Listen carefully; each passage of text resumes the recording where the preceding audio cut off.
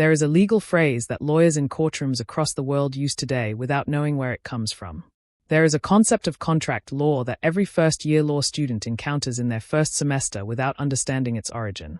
There is a principle of property rights, a doctrine of criminal liability, a framework for the relationship between the individual and the state that underpins the legal systems of France, Spain, Italy, Germany, Quebec, Louisiana, Scotland, and dozens of other jurisdictions across the globe, and that traces its origin not to the Enlightenment or the French Revolution or any of the other founding moments of the modern world that history tends to celebrate, but to a 6-year period in the 6th century in which a Byzantine emperor and his extraordinary wife decided that the entire legal system of the known world needed to be rewritten from scratch.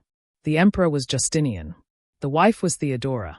And what they did between 529 and 535 AD, in a project of legal codification so ambitious and so comprehensive that it has no parallel in the history of human governance, was to take 800 years of accumulated Roman law, the legislation and the edicts and the legal opinions and the judicial decisions that had been produced by the Roman Republic and the Roman Empire across 8 centuries of the most legally sophisticated civilization the ancient world had produced, and compress it, organize it, rationalize it, and present it in a form that could be learned, applied, and transmitted across time and across the boundaries of future civilizations that Justinian could not have imagined and that would nevertheless be shaped by his work more profoundly than by almost any other single intellectual project in the history of the world. The Corpus Juris Civilis, the body of civil law, is what Justinian's legal project produced. It consists of 4 parts. The Code, which collected and organized the imperial legislation of the preceding centuries. The Digest, which compiled and systematized the writings of the great Roman jurists, the legal scholars whose opinions had the force of law and whose accumulated wisdom represented the most sophisticated legal thinking the ancient world had achieved. The Institutes, a textbook designed for law students that presented the fundamental principles of the system in a form accessible enough to be taught and learned.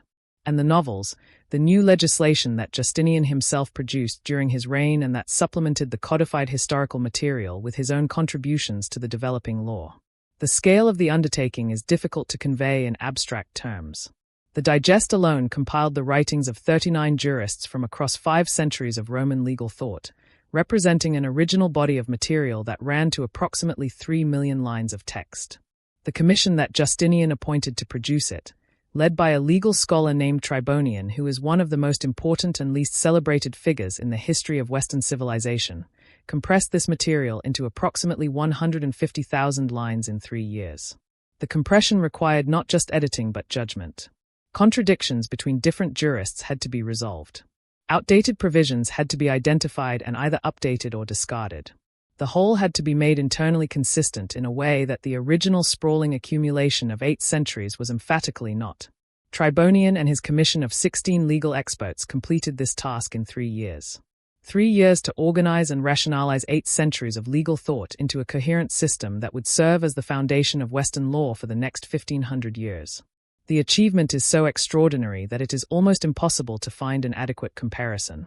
It would be as if a committee of scholars today were tasked with reading every judicial decision, every piece of legislation, every legal treatise produced in the Western world since the Magna Carta and distilling it into a coherent, internally consistent code in 3 years. The impossibility of that task in the modern context, with all the research tools and computational assistance available, gives some sense of what Tribonian's commission actually did in the 6th century with nothing but manuscripts, memory, and the specific intellectual discipline of men who had been trained in a tradition of legal scholarship that took the mastery of enormous bodies of text as its basic professional requirement. But the Corpus Juris Civilis was not simply an act of scholarly compilation. It was a political act, a statement of imperial authority, a claim that the Roman Empire, in its Byzantine continuation, remained the legitimate inheritor and guardian of the Roman legal tradition, and that the law it administered was not merely one legal system among many but the universal law of civilization itself. Justinian was not just organizing the past. He was making an argument about the present and the future. The argument was that Rome had not fallen, that the empire continued, in Constantinople, with Justinian as its legitimate emperor, and that the law he was codifying was the law of that continuing empire, applicable in principle to the entire world that Rome had once governed and that Justinian intended, through the military campaigns that ran parallel to the legal codification, to recover. The military campaigns were less successful than the legal project. Justinian's general Belisarius reconquered North Africa and Italy and parts of Spain in campaigns of considerable brilliance that temporarily restored significant portions of the Western Empire to Byzantine control. But the reconquests proved unsustainable. The territories were too large, the military resources too stretched, the local resistance too persistent, for the gains to be maintained. Within a generation of Justinian's death, most of what Belisarius had won was lost again. The military legacy of Justinian's reign was a series of brilliant but ultimately temporary conquests that exhausted the empire's resources without permanently expanding its borders. The legal legacy was different. The legal legacy did not depend on military power to sustain it. It did not require garrisons or governors or the physical presence of imperial authority to survive. It survived in manuscripts, in law schools, in the teaching of scholars who found in the Corpus Juris Civilis a legal system of such comprehensiveness and sophistication that it answered questions their own developing legal traditions had not yet been able to address. And when those manuscripts were rediscovered in Western Europe in the 11th and 12th centuries, at the University of Bologna and in the hands of scholars who read the digest and the code with the specific excitement of people who have found exactly what they were looking for, the Justinian legal project began the second phase of its influence, which was in some ways even more consequential than the first. To understand how that rediscovery happened and why it mattered so enormously, you have to understand the legal landscape of Western Europe in the centuries between the fall of the Western Roman Empire in 476 AD and the emergence of the universities in the 11th and 12th centuries. It was not a landscape without law. The Germanic kingdoms that replaced the Roman imperial administration in the West had their own legal traditions, their own codes, their own mechanisms for resolving disputes and maintaining social order.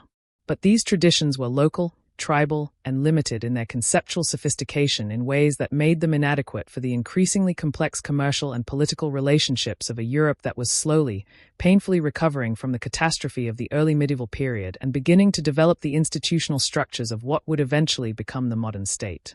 The law those emerging institutions needed was not the tribal customary law of the Germanic kingdoms. It was a sophisticated, comprehensive, rational system capable of governing complex relationships between individuals and institutions across large territories. It was, in other words, exactly what Justinian had produced. And when the digest was rediscovered at Bologna, and when Irnerius and his successors began teaching it to students who came from across Europe to learn a law that was more sophisticated than anything their home jurisdictions possessed, the influence of the Corpus Juris Civilis began its second life, the life that would shape the legal systems of the modern world. That second life, and the extraordinary woman who stood beside the emperor who made the first life possible, is where the story becomes not just legally significant but humanly extraordinary. Because Theodora, the woman who shared Justinian's throne and whose influence on his reign was so substantial that contemporaries described her as co-emperor in everything but title, came from a background so removed from the imperial palace that her very presence at Justinian's side was a scandal that his enemies never tired of exploiting and that history has never quite finished being astonished by. She had been, before she became empress, an actress. In 6th century Byzantium, that word carried connotations that made her elevation to the imperial throne not just socially remarkable but legally impossible under the laws that Justinian himself would later reform, in no small part because of her. Theodora was born around 500 AD into the world of the Byzantine hippodrome, the enormous entertainment complex in Constantinople that was simultaneously a sports stadium, a political arena, and the cultural center of the most populous city in the Western world. Her father Acacius was a bearkeeper employed by the Green faction, one of the two great chariot racing teams whose rivalry was the defining passion of Byzantine popular culture in a way that makes modern sports fandom look restrained and mild. When Acacius died, leaving his widow and 3 daughters without income or protection, Theodora's mother did what desperate women in 6th century Constantinople did. She presented her daughters to the hippodrome factions, seeking the patronage that would keep the family alive. The Greens refused. The Blues accepted. And Theodora grew up in the world of Byzantine popular entertainment with the specific education that world provided. How to read a crowd. How to perform under pressure.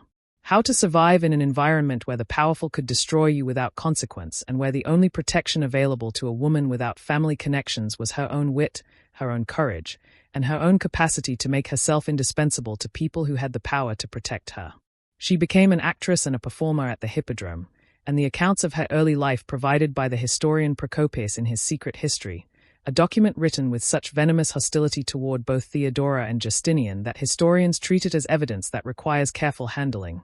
Describe a young woman whose personal life was conducted with a freedom that the moral standards of the period, applied to women, found transgressive. She had a child, possibly more than one, from relationships that were not marriages. She traveled to North Africa with a man who was the governor of a province and who abandoned her when they arrived. She made her way back to Constantinople through Alexandria and then Antioch, working as a wool spinner in Antioch in a period of her life about which the historical record is sparse but which appears to have been a period of genuine poverty and genuine difficulty. What happened in Alexandria, during the journey back to Constantinople, is one of the most intriguing and least documented aspects of Theodora's biography. She encountered, in Alexandria, the Monophysite Christian community centered around the Patriarch Timothy III, and appears to have experienced something that contemporaries described as a religious conversion of genuine depth. Monophysite Christianity, which held that Christ had a single divine nature rather than the dual divine and human nature that the Council of Chalcedon had established as orthodox in 451 AD, was the theological position of a significant portion of the Eastern Christian world, including large communities in Egypt, Syria, and elsewhere in the Eastern Empire. It was also a theological position that the imperial establishment in Constantinople regarded as heretical. The fact that Theodora became and remained a committed Monophysite throughout her life, and that her influence over Justinian created a complex dynamic in which the emperor pursued a policy of religious orthodoxy in public while his empress protected and supported the Monophysite community in ways that Justinian's orthodox advisors found infuriating and inexplicable, is one of the most significant and most underappreciated aspects of the Justinian dynasty's impact on the religious and political history of the Byzantine world. She returned to Constantinople sometime around 522 AD, established herself as a wool spinner in a house near the palace, and came to the attention of Justinian, who was at that point the heir apparent of his uncle the Emperor Justin and the most powerful individual in the empire after the emperor himself. What passed between them in the early stages of their relationship is not documented in any source that historians trust completely. What is documented is that Justinian fell in love with her, or formed an attachment to her of sufficient depth and permanence that he was willing to do something that the laws of the empire and the conventions of the imperial court made extraordinarily difficult. He wanted to marry her. The law that stood in the way of the marriage was clear and apparently absolute. Women who had been actresses, who had performed in the public entertainments of the hippodrome, were legally prohibited from marrying men of senatorial rank. Justinian was not merely of senatorial rank. He was the heir to the imperial throne. The prohibition on his marriage to Theodora was not a technicality. It was a fundamental statement about the social order of the empire and about the categories of person who could and could not participate in its highest institutions. Justinian changed the law. His uncle the Emperor Justin, at Justinian's urging and over the objection of the Empress Euphemia, who regarded Theodora with the specific social horror of an aristocratic woman confronted with the elevation of someone she considered utterly unsuitable, issued a decree that amended the prohibition to exempt women who had reformed their lives. The amendment was written in terms sufficiently general that its specific purpose, the legal enablement of Justinian's marriage, was not explicitly stated. But no one who mattered was under any illusion about what it was for. When Euphemia died, removing the most significant personal obstacle to the marriage, Justinian and Theodora were married, probably in 525 AD. 2 years later, when Justin died and Justinian became emperor, Theodora became empress. The court that received her did not receive her warmly. The accounts of the ceremonial protocols that surrounded the new empress, the prostrations required of those who approached her, the forms of address, the physical markers of imperial status, suggest that Justinian insisted on the full ceremonial acknowledgement of Theodora's imperial position in a way that left no room for the social condescension that the court aristocracy would have preferred to express. She was empress. She was to be treated as empress. The past that her enemies continued to invoke was not, in the formal ceremonial life of the court, a subject that could be raised. In private, it was raised constantly, by enemies who could not forgive her origins and who used them as the primary weapon in a campaign of delegitimization that ran throughout her time as empress and continued in historical accounts written after her death. Procopius's Secret History, the most lurid of these accounts, describes Theodora in terms of such extravagant sexual slander that most historians regard it as evidence primarily of how much its author hated her rather than as a reliable account of her actual conduct. Procopius also wrote, in his official histories of Justinian's reign, accounts of Theodora's influence that are considerably more measured and that reveal, Between the lines of a court historian's careful prose, a woman of genuine political intelligence and genuine courage who exercised real power in ways that shaped the history of the empire in ways that the official record was not always fully able to acknowledge. The Nika Revolt of 532 AD is the event that most clearly demonstrates Theodora's character and her importance to Justinian's reign. The Nika Revolt was the most serious crisis of Justinian's rule and came within hours of ending it. It began, in the way that so many Byzantine crises began, at the hippodrome, where the blue and green factions, usually rivals, united in their grievance against the imperial government and began what started as a riot and escalated, over 5 days of urban violence, into a full-scale insurrection that burned much of Constantinople and resulted in the proclamation of a rival emperor by the senatorial opposition. Justinian, faced with a city in flames and a rival claimant on the throne, convened a council of his closest advisers in the palace. The advice of the council was almost unanimous. Flee. The situation was lost. The ships were ready. The treasure could be loaded. The emperor and his court could be taken to safety across the water and the revolt could be allowed to burn itself out. Justinian was inclined to accept this advice. The accounts suggest that he was genuinely terrified, that the scale of the insurrection had overwhelmed his capacity to think clearly about it, and that the flight option represented a rational response to what appeared to be an impossible military situation. Theodora spoke. The account of what she said has been preserved by Procopius, who hated her, which is itself a form of authentication, because if Procopius had been able to omit or minimize her role, he would have done so.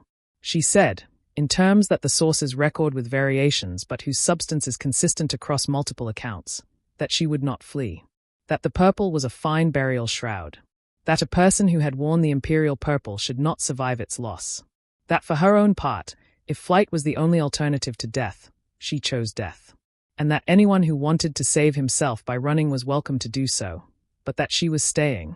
Justinian stayed. His general Belisarius was given command of the loyal troops remaining in the palace. Those troops were sent into the hippodrome, where the rebel factions had gathered in enormous numbers, and in the massacre that followed approximately 30,000 people were killed. The rival emperor was captured and executed. The revolt was over. Justinian's reign continued for another 33 years, during which the legal codification, the military campaigns, and the construction projects that included the Hagia Sophia were completed. All of it, arguably, because one woman in a council chamber in a burning city said that the purple was a fine burial shroud and that she intended to keep wearing it.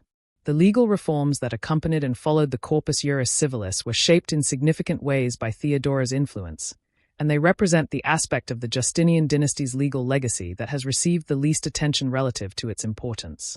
Justinian's legislation on the status and rights of women was considerably more progressive than the Roman legal tradition it was built on, in ways that historians have consistently connected to the specific influence of an empress whose own life had exposed her to the most extreme vulnerabilities that the existing law imposed on women without social protection. The laws reforming the status of actresses, which went considerably beyond the amendment that had made Theodora's own marriage possible, gave women who had worked in the entertainment industry's legal protections and rights of exit from exploitative relationships that the previous law had not recognized. The legislation on the rights of women in marriage, on the property rights of widows, on the legal protections available to women who had been forced into prostitution, reflected a legislative agenda that went beyond what the existing Roman legal tradition required and that bears the marks of someone who understood these vulnerabilities from personal experience rather than from legal theory. Theodora died in 548 AD, probably of cancer, having been empress for 21 years.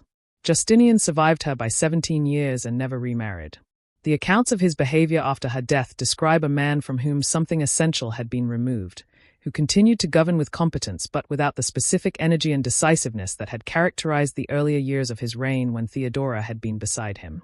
The Hagia Sophia, the great church that stands in Istanbul today as one of the most extraordinary buildings in the history of human architecture, was completed in 537 AD while Theodora was alive. When Justinian entered it for the first time, he is reported to have said that he had surpassed Solomon. What he did not say, though the historical record makes it impossible not to think, was that he could not have done it without the woman who had told him in a council chamber in a burning city that the purple was a fine burial shroud. The Corpus Juris Civilis outlasted both of them by 15 centuries and is still outlasting them now. The legal systems of half the world are built on its foundations. Every time a civil law jurisdiction applies a principle of contract, or property, or tort, or family law, that traces its origin to the Roman juristic tradition. It is applying, at several removes of translation and adaptation, the work of Tribonian's commission and the political will of the emperor who commissioned it and the empress who made sure the emperor was still alive to see it completed. The law that governs your property, your contracts, your family relationships, the basic framework through which the state recognizes and protects your rights as an individual, may trace a direct line of intellectual descent to a document produced in Constantinople in the 6th century by a commission working under the authority of a man who changed the marriage laws so he could marry the woman he loved, and a woman who had been an actress at the hippodrome and who told her terrified husband in the middle of a revolution that the purple was a fine burial shroud and that she was not going anywhere. That is where the law comes from. Not from the Enlightenment alone. Not from Magna Carta alone. Not from the French Revolution or the American Constitution or any of the other founding moments that the modern world prefers to cite when it wants to explain itself to itself. It comes from there too. But underneath all of those, deeper in the foundation than most people ever look, it comes from Constantinople in the 6th century. From Justinian and Theodora. From the most unlikely imperial couple in the history of the Roman world. And from 6 years of legal work so comprehensive and so enduring that 15 centuries later, in courtrooms and law schools and legislative chambers across half the globe, it is still doing exactly what it was designed to do. The rediscovery of the Corpus Juris Civilis in Western Europe is one of the most consequential intellectual events of the medieval period and one of the least celebrated outside the specialized literature of legal history. It happened gradually, across the 11th and 12th centuries, in the context of a broader intellectual revival that was transforming European civilization after the long contraction of the early medieval period. The specific moment that legal historians tend to identify as the beginning of the Justinianic revival in the West is the emergence of legal teaching at Bologna in the late 11th century, associated with a scholar named Irnerius whose lectures on the digest attracted students from across Europe and whose method of close textual analysis, the glossing of specific passages with explanatory commentary, created the intellectual tradition that would eventually produce the university law schools of the modern world. What Irnerius and his successors found when they opened the digest was not a historical document of primarily antiquarian interest. They found a living legal system. A system whose conceptual framework, whose categories and distinctions and analytical methods, were more sophisticated than anything the legal traditions of Western Europe had independently developed in the intervening centuries. The Roman law of persons, with its careful distinctions between different categories of legal subject and different categories of legal capacity. The Roman law of obligations, with its comprehensive analysis of contract and delict and the circumstances in which one person could be held legally responsible for harm done to another. The Roman law of property, with its elaborate framework for the acquisition, transfer, and protection of ownership rights. These were not merely historical curiosities. They were answers to legal questions that the emerging commercial and political civilization of medieval Europe was actively asking, and that its own legal traditions had not yet found adequate ways to address. The reception of Roman law, as historians call the process by which the Justinianic legal tradition was absorbed into the legal systems of Western Europe over the following centuries, was not uniform or uncontested. Different jurisdictions received it in different ways and to different degrees. In some places it was adopted wholesale as the governing law. In others it was received as a subsidiary system to be applied in cases where the local customary law provided no answer. In others it was used primarily as a source of legal concepts and analytical methods that were incorporated into the existing legal tradition without displacing it. The common law tradition of England was the major exception to the reception, developing independently of the Roman law revival through the royal courts and their distinctive procedures in ways that made it the most significant legal system in the world that is not directly descended from Justinian's codification. But even the common law, which lawyers and legal historians have traditionally described as the great alternative to the civil law tradition derived from Justinian, is not as free of Roman influence as the traditional account suggests. The canon law of the medieval Catholic Church, which governed enormous areas of life across all of Western Europe, including the common law jurisdictions, was saturated with Roman law concepts derived from the Justinianic tradition. The equity jurisdiction that developed alongside the common law courts in England drew heavily on civilian concepts and civilian methods. The international law that began to develop in the 16th and 17th centuries, governing the relationships between sovereign states in a world where no common legal authority existed to impose rules, was built almost entirely on Roman law foundations by scholars like Grotius and Vattel who worked in the civilian tradition. The idea that the common law world is somehow outside the Justinianic inheritance is, at best, an oversimplification and at worst a convenient fiction that common lawyers tell themselves to distinguish their tradition from the civilian one. The specific legal concepts that Justinian's codification transmitted to the modern world are so numerous and so fundamental that listing them risks producing a catalogue so long that it obscures rather than illuminates the scale of the inheritance. But some of them deserve specific identification because they are concepts so basic to the way that modern legal systems think about human relationships that it is almost impossible to imagine law without them. And yet they had to be invented by someone, and the someone who systematized them into a transmissible form was Justinian's commission. The concept of legal personality, the idea that a legal system can recognize entities other than natural persons as subjects of legal rights and obligations, was developed in Roman law and transmitted through the Justinianic codification into the modern law of corporations and institutions. The modern limited liability company, the legal form that underlies the entire structure of modern capitalism, is a direct descendant of the Roman law concept of the juridical person. Every time a corporation enters into a contract, or is sued, or holds property, it is exercising legal capacities whose conceptual foundations were laid in the digest. The distinction between public law and private law, between the law governing the relationship between the individual and the state and the law governing the relationships between individuals, is a Roman distinction transmitted through Justinian that structures the entire curriculum of modern law schools and the entire organization of modern legal systems. The concept of possession as legally distinct from ownership, and the legal consequences that flow from that distinction, is a Roman contribution whose influence on property law systems across the world remains profound. The analysis of contract in terms of offer, acceptance, consideration, and the various circumstances that vitiate consent is a framework whose intellectual foundations lie in the Roman law of obligations as systematized in the digest.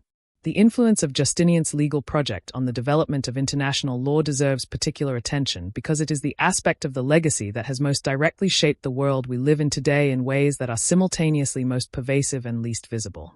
The idea that there exists a law of nations, a body of rules governing the relationships between sovereign states that derives its authority not from the command of any particular sovereign but from reason and universal custom, is an idea whose intellectual genealogy runs from the Roman concept of the jus gentium, the law of peoples, through the Justinianic codification to the natural law theorists of the 16th and 17th centuries, and from there to the international legal order of the 20th and 21st centuries, the United Nations Charter, the Geneva Conventions, the Rome Statute of the International Criminal Court, the World Trade Organization agreements, the bilateral investment treaties that govern foreign direct investment flows across the global economy.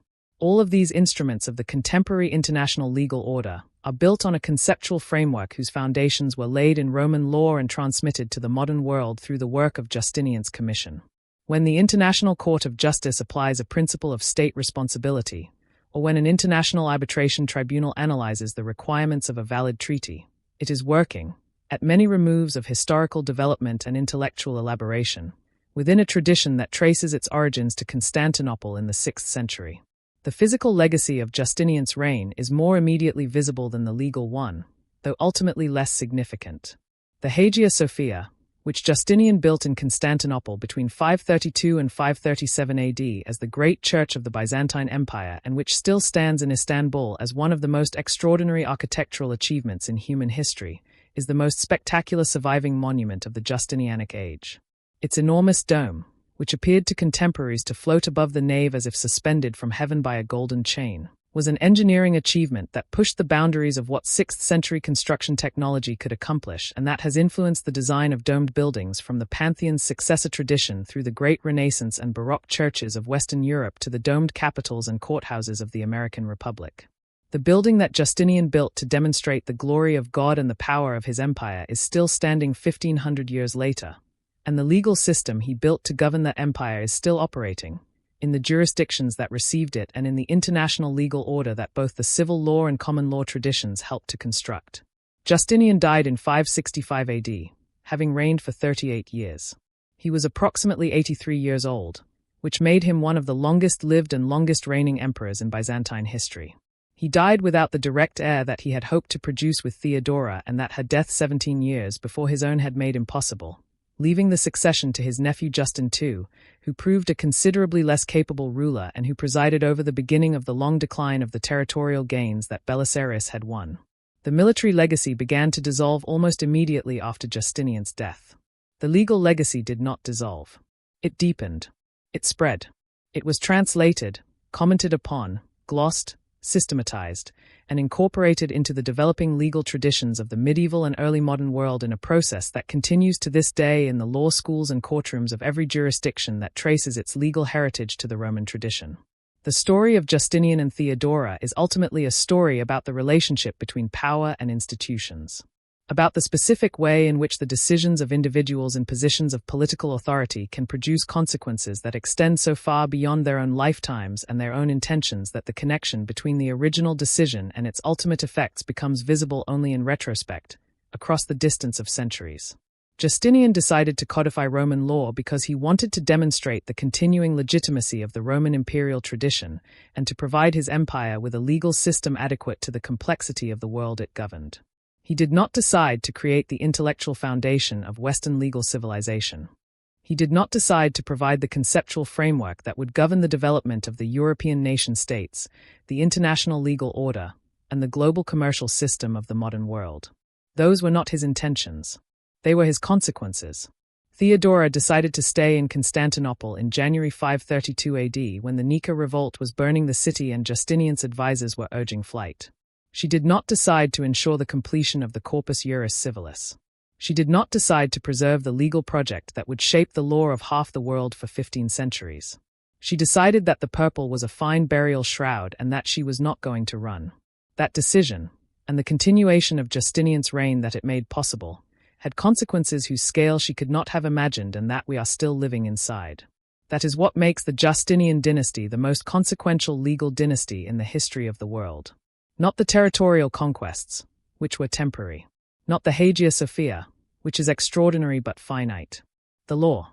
The organized, systematized, transmitted body of legal doctrine and legal method that Justinian's commission produced in 6 years of extraordinary intellectual labor and that 15 centuries of subsequent legal development have not superseded but built upon. The foundation is still there. It is still load-bearing. And every time a court in Paris or Rome or Buenos Aires or Quebec City applies a principle of civil law that traces its intellectual lineage to the digest, the Justinianic project is still doing what it was designed to do. The emperor who wanted to demonstrate that Rome had not fallen was right. In the only sense that ultimately matters, in the sense of the ideas and the institutions and the legal frameworks that shape how human beings live together and resolve their disputes and organize their common life, Rome has not fallen. It is still governing us. Through Justinian. Through Tribonian. Through the 16 scholars who worked for 3 years to compress 8 centuries of legal thought into a form that could survive the collapse of the empire that produced it and the rise of every civilization that came after. And through Theodora, who stayed.